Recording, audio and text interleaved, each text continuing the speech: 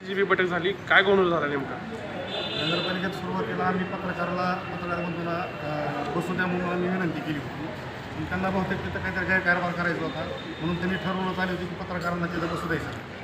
आणि निवडणुकीदरम्यान त्यांनी प्रचाराचे मुद्दे मांडले होते. त्याच्यात त्यांनी म्हणजे नागरिकांना आम्हीच दाखवलं की आम्ही आमच्याकडे जर सत्ता जर दिली तर आम्ही पालिकेसंदर्भात कुठंही निधी कमी पडू देणार नाही. प्रत्येक ठिकाणी आम्ही आर्थिक तरतूद करू. शहर आम्ही सुंदर आणि स्वच्छ करू. शहरात अस्वच्छता तुम्हाला कधीच दिसणार नाही. त्यासाठी आम्हाला जेवढा काही निधी लागेल तेवढा आम्ही पूर्तता करायची आमची तयारी आहे. त्यामुळं आमच्या नगरसेवकाला तुम्ही निवडून द्यावं.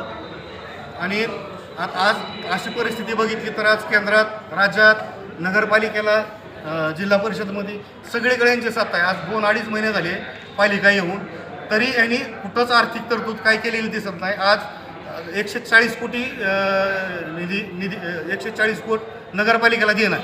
मग आता हे बाकीच्या सोयीसुविधा जर करायचं म्हणलं तर ह्यांनी पैशाची व्यवस्था कुठून करणार? ह्यांनी नागरिकाला तर आमिष दाखवले, सत्ता काबीज करायसाठी वेगवेगळे आमिष दाखवले.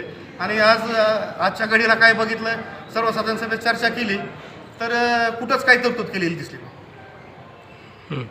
स्वच्छतेबाबत शहरात बघितलं असेल तर जागोजागी कचरा, नाल्या तुंबलेल्या आहेत, मोकाट जनावरं दिसायला लागली आहेत, काय मोकाट कुत्री आहेत, वर आहेत. ह्याचा कुठंच काय आणि बंदोबस्त केलेला दिसला. आणि ह्या गोष्टी करायला आर्थिक नियोजन लागते. तसं ह्यांच्याकडे काहीच बघायला मिळत नागरिकांची हो ना. आज 59 कर्मचारी जे आहेत म्हणजे परमनंट कर्मचारी आहेत पालिकेचे, ते आज काही कर्मचारी कलेक्टर बंगल्यावर म्हणजे 10-12 कर्मचारी कलेक्टर बंगल्यावर आहेत, 2 मुख्याधिकाऱ्याच्या बंगल्यावर आहेत, 1 SDMच्या बंगल्यावर आहेत. पुन्हा आता काही महिला वगैरे आहेत त्यांनी आता कारणं सांगायला लागलेत की बगीचा वगैरे साफ करते, बगीचाच्या कामासाठी काही महापुरुषाच्या पुतळ्या होते.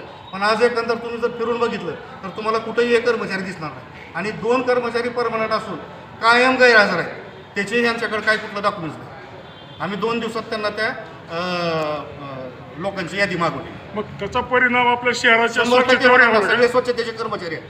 हे कर्मचारी जर आले तर बऱ्यापैकी शहरात स्वच्छतेच्या बाबतीत हातभार लागू शकतो.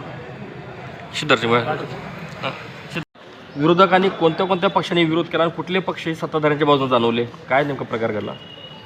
आज सभागृहामध्ये सर्वसाधारण सभा असताना नगराध्यक्ष मॅडमनं पत्रकारांना बाहेर जाण्यास सांगितलं. त्यास आम्ही काँग्रेस पक्षाच्या वतीनं, शिवसेनेच्या वतीनं सभागृहाला विनंती केली व पत्रकार या सभागृहात राहू द्या. याच्या अगोदरची परंपरा, याच्या अगोदर पत्रकार कायमस्वरूपी सभागृहात होते, पण त्यांनी ऐकलं नाही. नगराध्यक्ष मॅडम त्यांचा अधिकार सांगून पत्रकाराला बाहेर काढलं. तर आम्ही सत्तेधारी व नगराध्यक्षाचा आम्ही निषेध केला.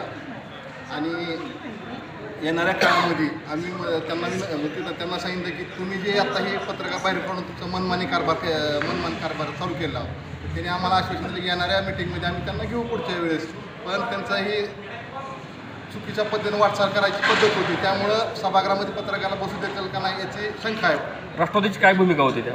राष्ट्रवादीची त्यांनी विरोधी केला नाही आणि विरोधी केल्यासोबतही राहिली नाही. त्यांच्या म्हणजे तटच राहिली त्यांनी. मुकसंमती, थोडक्यात त्यांची मुकसंमती राहिली त्यांना सत्ताधाऱ्याला. काय असेल आमची भूमिका कायम आमची सभागृहात अजिंक्याचा विषय आहे. त्यांनी स्वच्छता आणि जे आता जीबीच्या मार्फत मिटिंगला विषय ठेवले. आम्ही त्यांना त्या प्रत्येक विषय स्वच्छतेच्या विषय सांगितले किंवा टेंडरची मुदत संपलेल्या प्रशासन काळाच्या मुदतवाढ देण्यात आलेली आहे. तुम्ही आता निधी नाही किंवा ह्याचे कारण आम्हाला सांगू नका. जे टेंडर संपलेले आहेत तुमची ती मुदतवाढ झालेली आहे, ती मुदतवाढ कॅन्सल करा, टेंडर रिकॉल करा. जे काही नवीन एजन्सी काम करत नाही करणार तुम्ही निधीची तरतूद कलेक्टरकडून कशी मागणी करायच्या शासनाकडून करा. त्याविषयी आम्ही त्यांना स्वच्छतेच्या बाबतीत सांगितलं.